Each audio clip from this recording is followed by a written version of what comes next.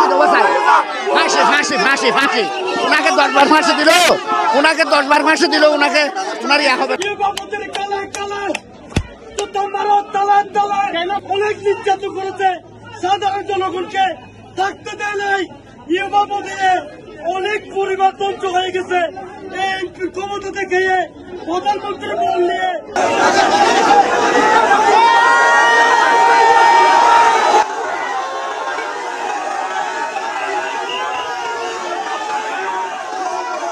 মাদক দিয়ে যে বাংলাদেশের সুন্দর একটা জেলা, পর্যটন শহর, পর্যটন জেলা, এটাকে সে তার যে নাম সুনাম এই শহরের এই জেলার, এটা সে ধ্বংস করেছে। তাকে রিমান্ডে নেওয়া দরকার। উনি বিভিন্ন মিথ্যা মামলা দিছে এবং ট্যাবলেট ব্যবসায়ী নিরহ মানুষদেরকে মারাইছে। এটা বধি হচ্ছে, এলাকার প্রভাব বিস্তার করছে। ভালো লাগতেছে, কিন্তু মানে বিশেষ করে মানে ওনার কারণে আমার টাকা মনের ক্ষতি হয়েছে। এই ধরেন ইয়াবা তো দিন দিন ফাথার আছে বা বেড়ে আছে। আপনার ওই যে কি বলেছে, মনে করেন টেকনাফে যে বর্ডার থেকে যে মাদকগুলো আসতেছে বার্মা থেকে, উনি চাইলে বন্ধ করতে পারতো। এই যে আপনার নদী বন্দর আছে না কক্সবাজার, ওখান থেকে টেকনাফে, ওখান থেকে প্রচুর পরিমাণ উনি কি সাদা নিত, তাহলে এগুলো অনেক বন্ধ করতে পারতো। 1 নম্বর দুর্নীতি পাচ্ছে উনি। আমি আপনাদের একটা কথা জানতে চাই, এর বিচার করা আপনারা হাঁস পাহাড়ে নিয়ে আসেন, কারণ এই মেন দুর্নীতি বোঝা লাগে শেখ হাসিনা, ওনার মাধ্যমে তো এগুলো করতে হয়। ইউবা নিয়ে অনেক মুসল্লি, অনেক ইজ্জতের মা বোন লুটপাট করা পাইছে, অনেক মানুষকে খুন খারাপি করেছে।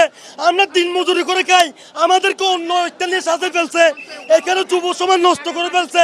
এ হচ্ছে যে অরিজিনাল ইউবা বিহারি। ওখানে সাধারণ জনগণকে অনেক লক্ষ লক্ষ মানুষ মার্ডার করাইছে, খুন করাইছে।